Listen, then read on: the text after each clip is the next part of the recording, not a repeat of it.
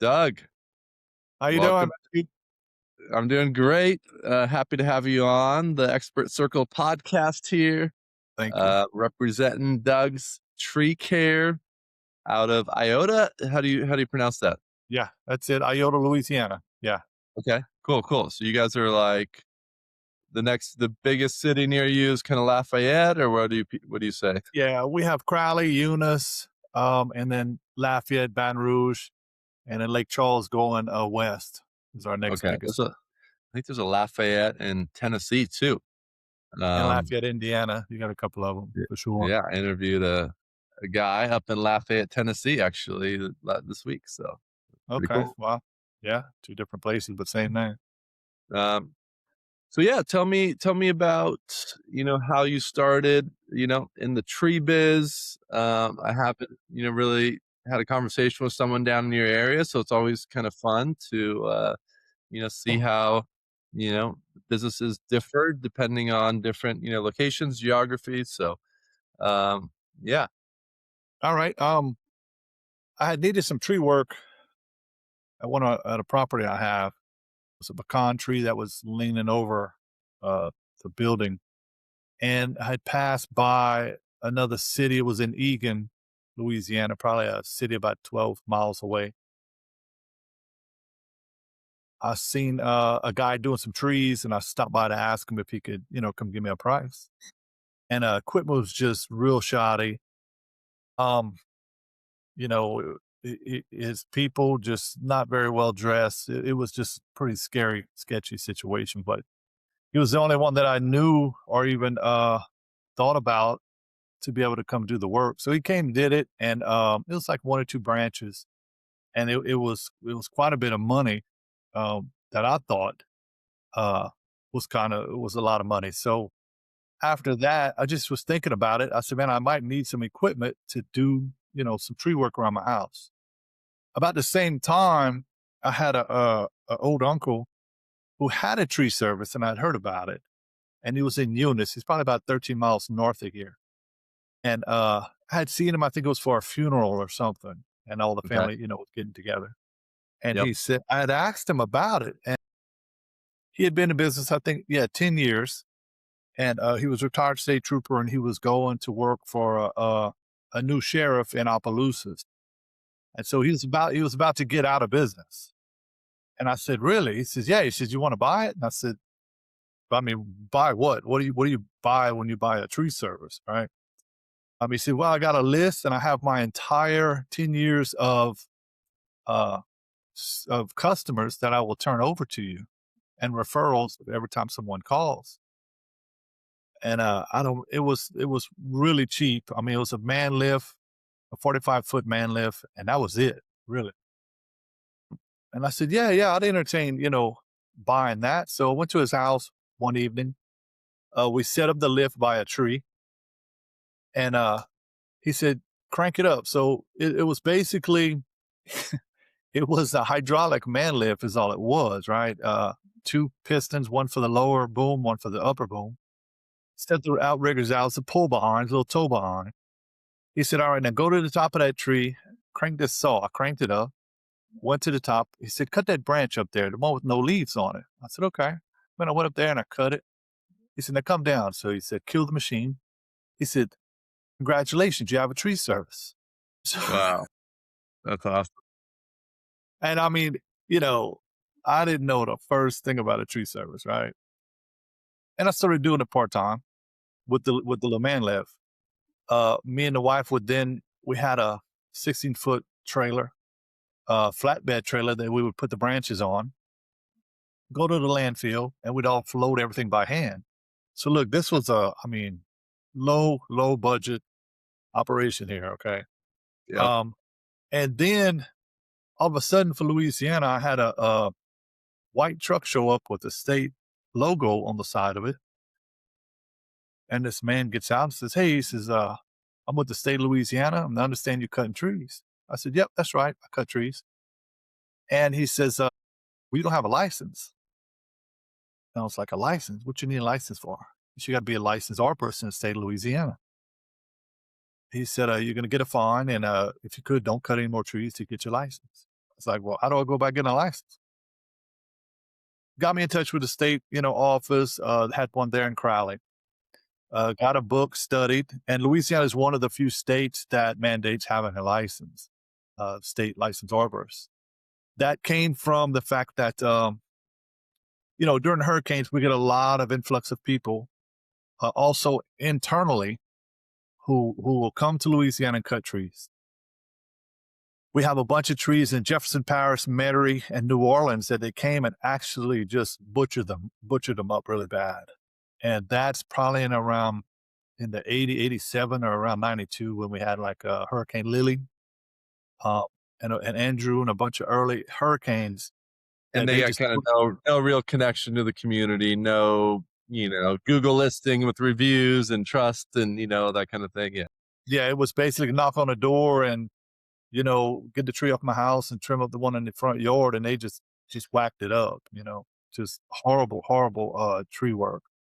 And so LSU took up the mandate with the state and came up with curriculum with CE hours that we now are mandated to do.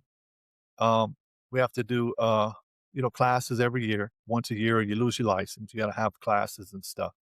And so I went to a class, and they offer probably they got different organizations besides LSU that has the classes for the arborist classes. Well, once I passed the exam, you had to do your CE hours. And one of the first ones I went to was how to fell a tree because I had never cut a tree before. It's And awesome. so it was LSU and, the state who actually was probably 30, 40 of us out. No, probably like 12 of us. And we was in Woodworth, Louisiana. I'm talking these pine trees in Woodworth and they're probably 100, 150-foot tall pine trees. And the correct felling, ways to fell a tree, the safety items about felling a tree that tall and just all the things to look for. Thank God I went because I probably wouldn't be here today. Um, but I was just doing trimmings. But, to do takedowns, you was getting asked to do takedowns. And so that's why it was important to continue the training and some Yep, yep. education in it. So that's how it kind of started. Then from there, get a skid steer, right? Because boy, your back starts hurting. And then get a dump trailer, then you need a bigger truck, and then then you get a bucket truck. Yeah. So you actually start building a dragon, and you have to start feeding the dragon, is what it is. And then at that point, you have to start, seeing if a friend can help you or somebody can help you out to do the work. So it just kind of grew from there. And then back then, I've been in business for 18 years. And from back there, we used to be nothing but newspaper. And that used to be with the referrals from the man who sold me the tree service. We were so busy that I was so busy, we had to make a decision. Do we keep the day job because we're losing tree work? Okay.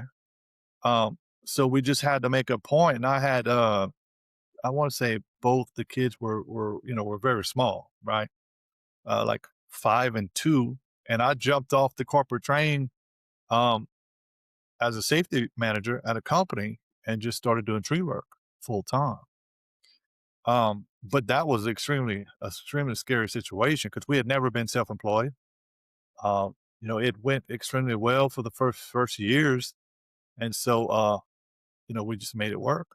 Yeah. Um, So the gentleman that sold you the business, he yeah, didn't transfer the phone number to you where you're getting calls. It was just like every time he get a call, he like forwards he, them your yeah, information. he So would even he'd he's tell the basically customer, like your receptionist, secretary. yeah, yeah. When he'd get calls, he would just either send them to me or he'd call me and say, "Hey, call Miss So and So. She's looking for a tree service to work." That's pretty And so, actually cool. You're up in the yeah, tree, you're busy, he's on the phones for you. That's all actually right. pretty cool. And then, he kind of gave me some tips, but I mean, I was starting to get into some heavy, heavy stuff some stuff he wouldn't accomplish, he wouldn't Yeah. take the task on to. But he So, couldn't really teach you. He could only teach you so yeah, much. Yeah. he would just do mostly trim Yeah. outs. But, Yeah. people see when they hear that chainsaw, here comes the neighbor. Hey, I got a dead live oak, water oak, or whatever the case may be. Sure. Well, I never did that, but I'll try it. But, Yeah. you know, Yeah. So it just continuously got bigger, I guess is what Yeah. it was. And Yeah. so So just developed. how was that transition? So you're going from, let's go quit my job, go full time. And was there a little bit of a period to build up even more customers, or you had the demand for that, or you had to do some marketing Yeah. stuff, or what'd you do? Yeah. The only thing I marketed, like I said, was newspaper. And back then in this area, there was zero saturation as far as the tree service. Um, and so it worked extremely well. It's only me and like one other major who was all the way around Church Point. Um, yeah, and that was the only one back in the day. So uh newspaper ads, I would just keep, a list full of work that you could just pick and choose that you wanted to do, you know. Um, and I would just keep chipping away at it, just keep cutting every day to try to get the list down. And as soon as you get the list down, there'd be even more calls, we had to call back. And people waited. I mean, it's completely transformed to this day and time because it's pretty much uh, um, drive through tree service, I call it. Yeah. If you don't go and hustle that tree today, when you get a caller tomorrow, that tree's Yeah. gone. It's gone. It's ADD now. It's like the TikTok generation. I don't want to watch I want to watch the 30-second video, or now it's like 10-second video attention Yeah. span. Yeah, they just don't have any patience. And I try to tell the customers that, right? If you have a tree service that'll go out there tomorrow to take care of it and you just bid it today, that tells you how much work they have. And you might want to think about that. Whereas a good professional tree service, if he can get you a week, 2 weeks from now, that's probably the one you want to get to, right? Because it's reliable, has a lot of customer base, and just can't get to you right now, right? Yeah. But it's drive-through tree service. I mean, they'll get rid of the tree. They'll find someone to do with it. And also, what unfortunately we do have in the state, some people cutting trees who don't have an arborist number, right? Um, and it's our obligation to call it in. We have a pretty much, we have two people in Acadia Parish who will go out and check out unlicensed arborists. Um, Unfortunately, like in the towns, we have one young individual who it's all you're going to take away is his birthday. He drives a bicycle with a chainsaw and a rope. He's a climber. I mean, what are they going to do? You know, they try to tell him to stop, but I'm doing this for free. I'm doing this for the community. Yeah, okay, sure. You know, but you can't take nothing away from it. You take his bike away, right? So we have a lot to lose because we have a lot more equipment. He knows where our house is, and we have stuff that we can be taking to court on. So Yep. Yep. um, we come up against people like that, right? But that may not be the kind of work you want anyway. So you got to have a customer base that's correct for your business and a Yeah. customer, that's correct for what you're doing. Yeah. When you start out, you don't know, right? You don't know what's a good customer, what's a bad customer, but you eventually learn when you sit out there in that sun in Louisiana heat, 100% humidity, Yeah. 2, 3, 4 days, and you get $400. You're like, no, this may not be a customer base I need to put back on the books. We'll put Yeah. this one on the naughty list for sure. Right. Are there ways to suss out who those guys are before, or you just have to go through and learn and then, follow up and, On service those which guys? ones? On what? The customers that aren't the ideal customers, how do you, Oh, yeah. kinda Yeah, I think, yeah, well, I've gotten a lot better at it as far as, the approach and the type of I have, contracts, we do written contracts with the customer, and that's a whole nother thing there. Thank God we do that, and we're mandated by the state to do it at the arborist. Um, the state will come by, see you at a job. You got to have a arborist number on every one piece of your equipment. You gotta have your license with you, your insurance, and your contract with the customer's signature on it, which is good and bad, right? Because we're doing the work. Customer comes out and says, "Man, you know, you need to cut this other tree over here. If you could, since you're here, we need to cut that tree right there." Well, hold on a second. I don't think that was part of my bid. Let me go look at our written process and our bid paperwork. Ma'am, it's not on the paper. Well, since you're here though, your truck's here. Just do it for free. No, ma'am, we Yeah. don't. It's when you go to Walmart or a different grocery store, do you buy one steak, do you get one for free? No, you don't. Well, you're not going to get this is a tree service, not a free service. So Yeah. at that point, we try to work with them and come up Yeah, with a price of something. It's going to be a fairly decent price because we're there, of course, on site, and so we're going to take care of it at a better price because we're already there. But we are going to do something, and boom, we have to add it to the paperwork, and then we're going to add up some more money onto the process. yep, yep, Take care of the yeah. tree.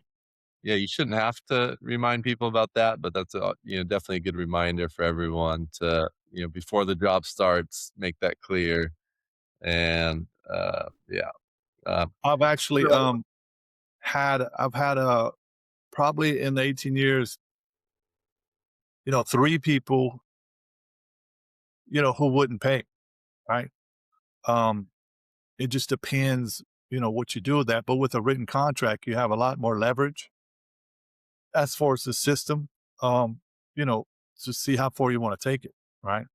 Um, you got to make sure that a contract is a contract and a bid is a bid. So you need to make sure your paperwork is correct and up to date of what you're doing, what you're trying to accomplish, for sure. So I've learned that the hard way, for sure. Everyone's going to try to take the tree man. Everybody's going to try and take advantage of you.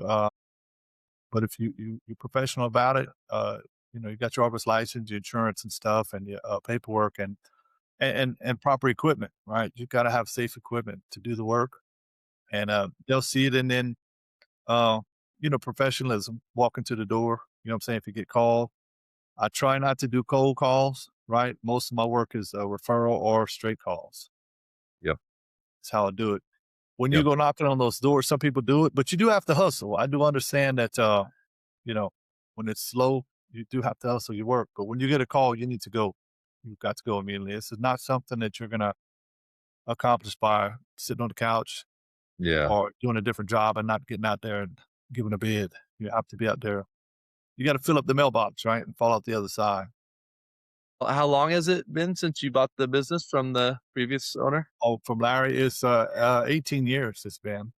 Is Larry still getting calls? And No, no, okay. no, he's not. How No, most long? When was the last call you got from Larry referring some business over? oh man, it's probably about 3 years. Really? He's Okay. called for a treat. Or, he goes to the local breakfast joint in Eunice, and it's the old man sit around, and Yep. he'll hear someone say, "Man, I need a tree service, Larry. Who you recommend?" Man, call Doug's Tree Care. Yeah, yeah, yeah. And so he still does refer, um, but yeah, he still helps me out. And I mean, look, the list for referrals, that's really what you're buying, right? I mean, if you start cold and you start brand new, that's tough. I mean, that's Yeah. really it's taken 18 years and the phone, my phone does ring, but um if I'd be starting out fresh, that's extremely hard So to get maybe referrals and to get phone young calls. guys coming up, maybe, look for an older tree trimmer that you can maybe apprentice with and then take over for or something. Right. Yeah, I have my son who's interested in it. He's a truck driver and stuff, and he's been helping me a lot with it on his days off. So we do well with that, and it gives him some extra income also. Uh, but I don't know at this point if he's ready. The technical stuff I still do. The easy stuff they'll do. He'll do. Um, but he plans on taking it over at some point. Yeah, And as yeah, far as dealing with customers and customer service, I don't think his interaction yet is where it needs to be so that the customer, you know, don't take advantage of him. He just, customer service and stuff and trying to close the deal. Um, you just got to know what kind of tree it is, how much time it's going to take, what kind of stump it is, any of the different things around you, any high lines, any bricks, walls, any sidewalks. So just some of the things he's just really coming into it new, and he'll get there. yep. He'll get there for sure. Any other continuing education courses that were really helpful for you in over the Yeah, years? I mean, like I said, I've been going to those CE continuing education 18 years now with the state, right? And with LSU. And that has just completely drastically has changed where I've been from day one to where I'm at now. I mean, What kind of it's stuff? just What kind of stuff are you getting? knowledge on that's been helpful? Right. Like I said, it's mostly the safety aspects of it as far as felling trees. We're getting into a lot of disease. Y'all have, from up north, we have a bunch of beetles that are headed to the south, and they're telling us how far down they are and, how to treat them and just What are those things that, called? There's bark beetle? We yeah, have bark that out beetle. here on the West Coast. Yeah, they have another one. It's slipped my mind right now, but they talk about it every time I go to the meetings, right? And they got pictures of it and this and that, and it's some interesting stuff. Um, Yeah.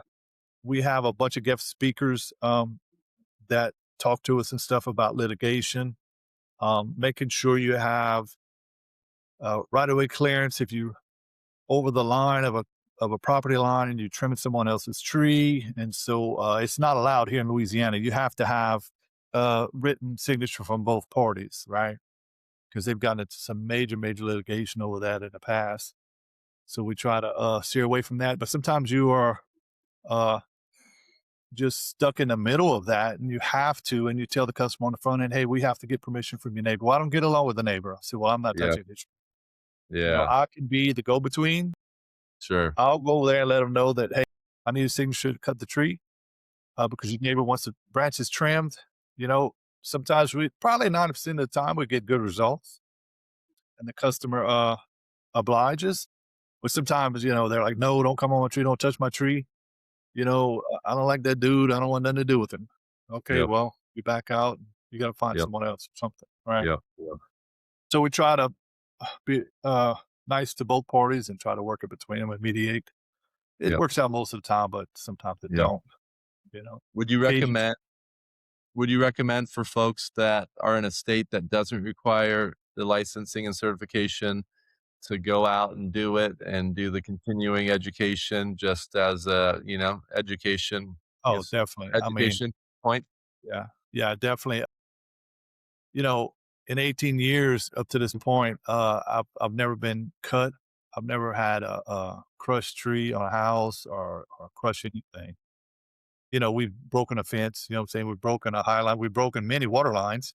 Yep. I'm a free, fence guy and a free plumber sometimes.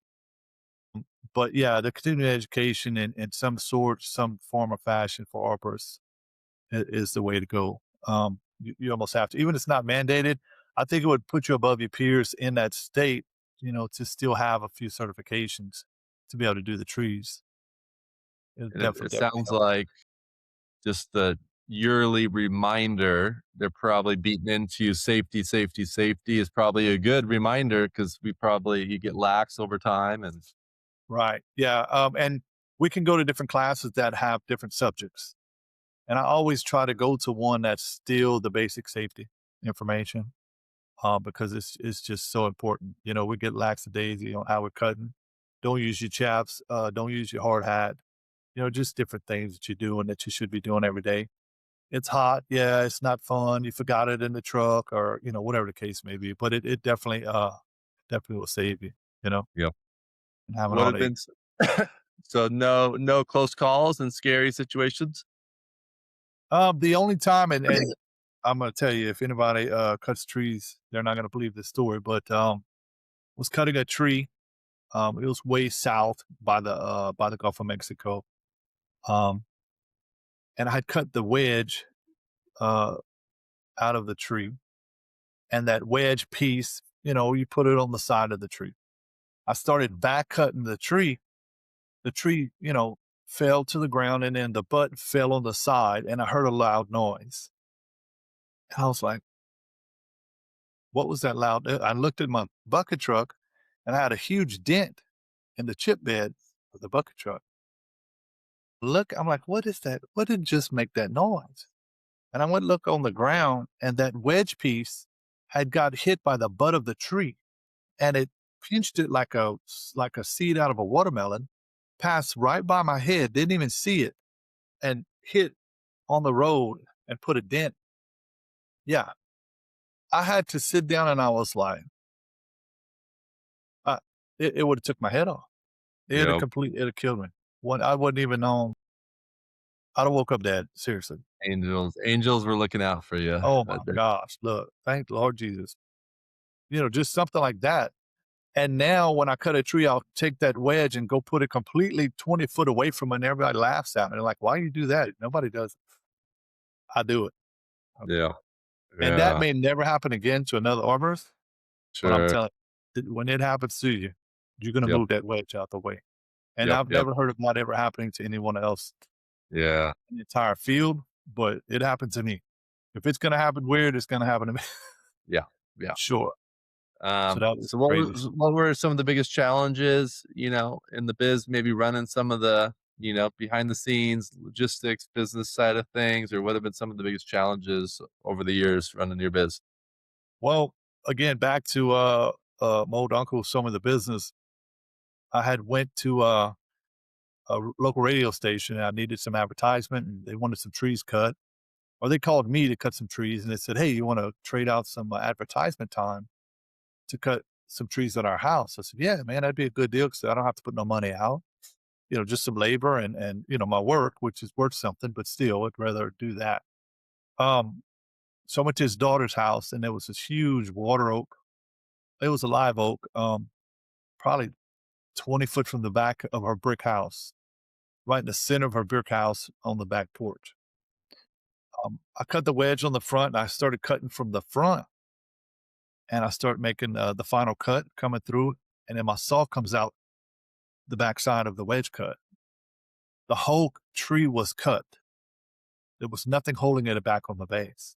So the tree was just sitting there, just teeter tottering like this. It could go to the left, would go and actually, go into the grass.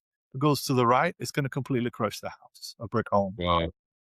I didn't put in a safety line and I didn't have my skid steer with me. So I had to jump in my truck. I left some guys there to keep everyone out of the house and away from the yard. I drove speed limit to my house, probably 13 miles away, grabbed the skid steer, come all the way back. So this is, 30-mile round trip. Just I fingers turned, crossed. oh, dude. Oh my gosh. If any wind would have came from the south, it would have completely crushed the house. I got the skid steer off, touched the tree, and the whole thing just collapsed onto the ground in the correct, in the correct way. I mean, yeah, I called the guy who's still with the tree service. I said, "What did I do wrong?" He said, "Well, you have to leave, 1.5, 2 inches, depending on the base of the tree, on your calculation of how much pivot hinge that you have to leave." I was like, "What? What?" And that was before I had went to one of the LSU, classes. So luck was with me that day. I don't. it was it was amazing that we got that done. No one got hurt. Yep, House didn't get crushed, right? yep, But yeah, that's why I'm telling you, taking the classes and stuff has just been very helpful to me as far as being professional and continue my education in it, being yep, a professional in the field. Because yep. you're gonna mess up. I mean, you get hit enough times in the head with a branch, you're gonna say, "Man, I ain't cutting that branch again like Yeah, that because it hurts." yeah, exactly. Yeah, but Um, Go now ahead. I think what I've done in the beginning also was I had hired a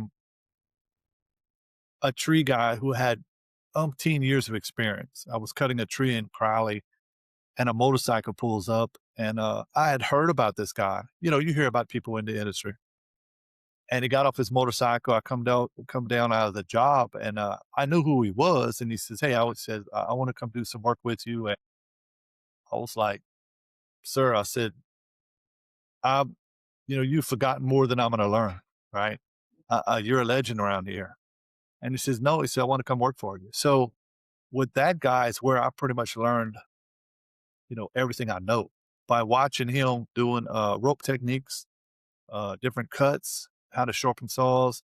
I mean, it was invaluable information that he passed on to me. Just by watching his skills and watching him with what he was doing helped me to excel also. So because I knew at one point this gentleman was going to leave, and then probably again go start his own tree service, or drift like the wind, like most drifters do in the service, right? But I had learned a lot from him. from that particular guy. That helped me out a lot also. Yep, yep. Yeah, So where are you at now? You're 15 years in, you said, or 18. 18 years in. What is, you kind of just everything's kind of where you'd like it to be, or there's still things that what does the future of the business look like, and what are your Yeah, goals? right now we're mostly part-time. I maintain the license. I got a job with a local college that takes up a lot of my time, right? And it's a really, really good job. Um, and I'm 56 and my back is starting to hurt. My legs are starting to hurt. My hands are starting to hurt. Yeah, And so, you know, um, it's training truck drivers and CDL, stuff with drivers and safety training. It's yep, just a little easier yep, to make a paycheck instead of you got to hump that paycheck. When you're self-employed, I mean, you've got to hump it every week and try to find some money, try to find some trees. And so, by myself at this point, it's just part time mostly is where we at. I'm down to a 45-foot man lift, a 50-foot bucket truck, a skid steer, dump trailer, Rayco 50, Super RG50, sub grinder. I like grinding a lot. That's fun, right? It's physical, but it's this RG50 just tears up stumps. It's just a blast to eat up stumps with that. yeah. So it's basically part time at this point. It's enjoyable, and I take jobs that I want, not jobs that I need at this point. So it's really working out, and you know, uh, that check shows up. With that job I have a lot more steady. So it's got retirement. It's got a bunch of things in there that, and at 56 years old, you might want to start making decisions, Sure. on that kind of thing. Yeah. It's a lot more steady for me, and 7 to 4 type job, so I'm always home. I mean, I used to work till there's no more daylight. So when are you taking jobs now? You're subbing out to other guys, or you're doing them on the weekend, or how does that work? Yeah, I do have one guy on big stuff. I just refer it to him. You know, um, he takes care of it if we get the job. Sometimes you don't even get the job, but there's so many. We've been saturated now by Facebook, and a lot of folks are marketplace are cutting trees. They are licensed, but we are saturated with a tree service over here. What happens in Louisiana is when the oil field goes down, we end up with a lot of grass services and tree services. And with the moratorium that took place a few years ago in the Gulf of Mexico, our complete oil field infrastructure has just collapsed. You go through New Iberia, you go through Lafayette, and those businesses, it's just a ghost town. Lafayette's back thriving, but New Iberia and Broussard on Highway 90, there's buildings for sale and for lease. There used to be nothing but oil field companies.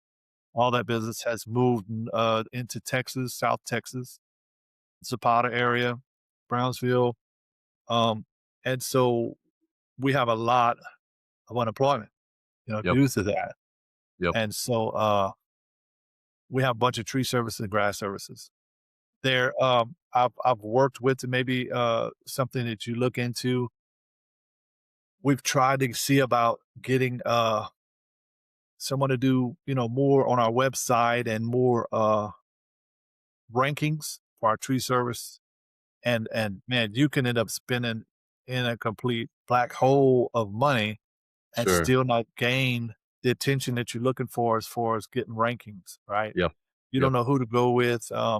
What company can help you with that? Sorry about my lights. It's pretty crazy. Like, all good. But yeah, so we've spent some money with those type of companies and we don't get any better results or any more phone calls than we get now.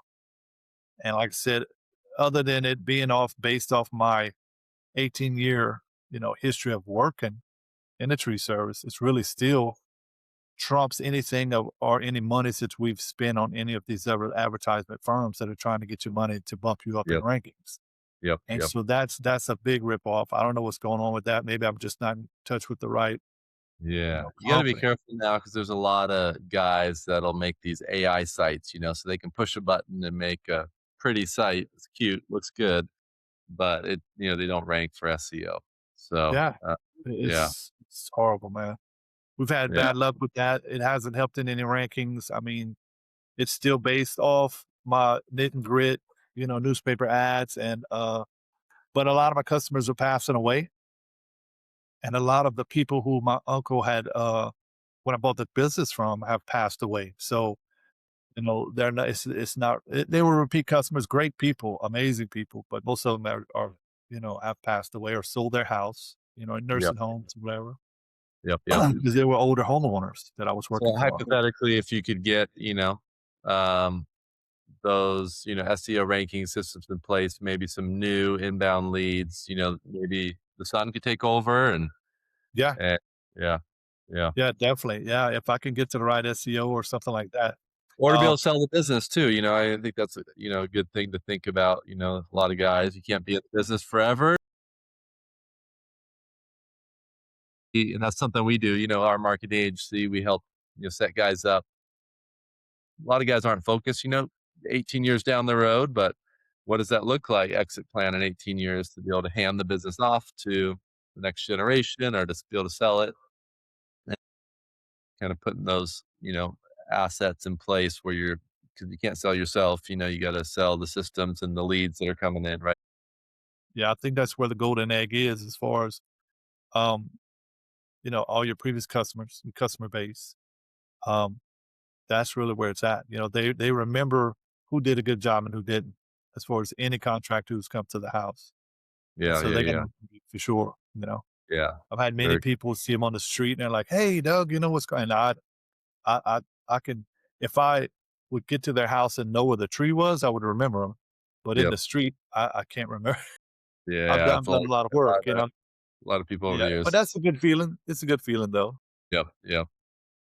What pearls of wisdom you have for, maybe people that are in the biz, people thinking to get starting in the biz, or just people in general that are thinking about getting into the trades. I know you know, I mean, sounds like you guys have a lot of blue collar guys that are, not afraid of doing hard work in your area, but, in a lot of parts of America, there's still a lack of people that are, you know, handy and, willing to do the harder jobs and have a good work ethic. So, what are your, you've been in the business forever. What do you want to leave with the world here? Yeah, yeah. I mean, good safe equipment, would definitely be a starter. I know, looking back, I had a crane at one time, and if I had that crane in the beginning, it was just an 18-ton crane. I mean, $25,000. You think that's not some folks. I remember back in the day, 25,000 was like $2 million. I mean, there's no way, Yeah, But man, if you get a good safe equipment, get you a good skid steer, whatever brand you get into, that we can go for days on that. Get you a good skid steer, get you a good dump trailer, safe on brakes, everything. Get you a crane or a good bucket truck, um, and some good quality equipment. Get you some good training. I mean, the work's gonna come. I'm telling you, as soon as you crank up a chainsaw in a city, man, you got 3 or 4 neighbors are gonna come. Well, what's your number? Hey, come give me a bid over here. Hey, come give me a price over here, right? yeah, yeah, Have a business sense, have a business mind. I mean, I'm ex Air Force, always kept shaved, haircut, your presentation means a lot to these people, and especially in our business. Take it to the next level, be professional because they got a lot of people behind you who's going to come bid before you and after you that don't take pride in it, right? So that may be a different cutting edge that will get you the job. Being yeah. professional, you know. A lot of I people I know that get into it. Now I've got a bunch of people that tell me this is they'll come in, lowball the job to get it, but as soon as the customer asks for any additional cutting or any additional something, they end up with a bill that's 4 times what the price was, right? And so it's just really bad customer relations like that. What I put on that paper is what we're going to do. It's going to be at that price. And if they add something, we talk about it before we do it, and we're going to add an additional price on it so that everybody's aware of a good communication with the customer, Yep, and we yep. get out of there fair and square with everyone. Is what we do. Yeah, yeah. Very That's really cool. the thing, and keep up your hours, and don't get your arborist license under your wife, your girlfriend, or your boyfriend's number, because when they leave you, you don't have a tree service in Louisiana. That's got to be the biggest thing that I've seen is the guys don't go take the test. Their wife goes, their girlfriend, they break up, and now they can't have their tree service because they don't have their arborist license. It's not in their name. So, take care of your own business, be a businessman about it, take some courses. And then a lot of folks can't handle the cash money, right? Or checks, or they blow their money is what happens, man. You have to control your money. You have to control what's coming in, coming out, repairs, fuel. I mean, you got to have somebody grounded at the house. Thank God I have a lovely wife who takes care of the bills and stuff. And I don't touch the money. I have nothing to do with it because I would blow it. I mean, she knows what's going on. She processes stuff legally, and I don't get into that because I would blow it. I can't handle money. So yeah, I yeah, don't yeah. ask for it. Put Yeah, the I money don't. aside for taxes, for repairs, equipment maintenance, Right. rainy day fund, and make sure you probably budget for that too, right? Budget Yeah. so that you have enough Yeah. money to put Definitely. aside. Yep. Definitely keep up with your maintenance. Your oil changes, all the different things on your equipment. Tracks, change your tracks. Once a year, probably twice a year, depending on how much ground you cover as far as on concrete and asphalt. Because you're going to eat through your tracks. Just budget for it. But that's basically what I would say. Just have a business mindset. You know, don't don't play around. And that's some dangerous equipment, dangerous job. I mean, use your harness. A lot of people, a lot of tree guys will say, "Man, I don't use a harness because I'm gonna grab onto the tree if my lift breaks." Man, you ain't grabbing onto that tree. You're not gonna have time. You know, but they swear that they're gonna grab onto the tree and it's gonna save their life. Man, put that harness on. Come on. You know. So, you hear that a lot, right? I put it on. If you pass out or you get vertigo, I get vertigo, so I use my harness on every single time. And, I think it's gonna help me, save me. At least somebody see me hanging like a scarecrow and hopefully call somebody to get me down, but at least I'll be alive to get down and not squished on the ground, 50 foot from the ground. Hey, 18 years in, all those things worked for you, kept you safe. So, yeah, They, they sure definitely good advice. Doug, really cool to hear your story, especially how you got started. Yeah, it's pretty cool, and yeah, it was awesome hearing, um, everything about you, get to know you, and yeah, really thank you. thankful to have you on the podcast. If people want to connect with you, um, it's Doug's Tree Care here. Are you active on like Facebook or anything? Yeah, we do have a Facebook, but definitely just, phone call, and, your location, Google location as far as, Doug Street Care LLC in Louisiana and, 337-523-6123. Um, but, I can't go do a tree out of state, right? So it'd have to be, definitely local people who are on your, podcast who, will take a look at their tree anytime, you know, Yep. And then make if things better. there's storms, people can come in and work, underneath you. I imagine that's probably the more ethical way to meet demand during kind of storm seasons.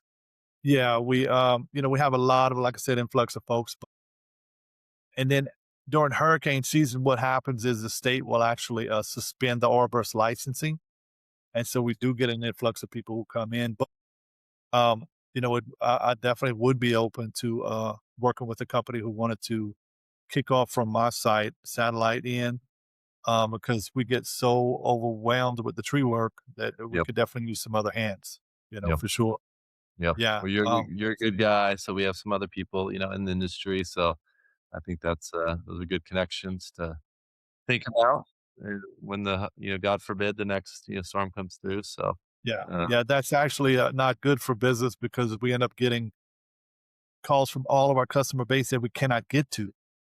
Okay. So they get upset thinking they're the only person who've called you and you can't respond to them, ethically and in a good time frame. So, um, that's really not good for our business, right?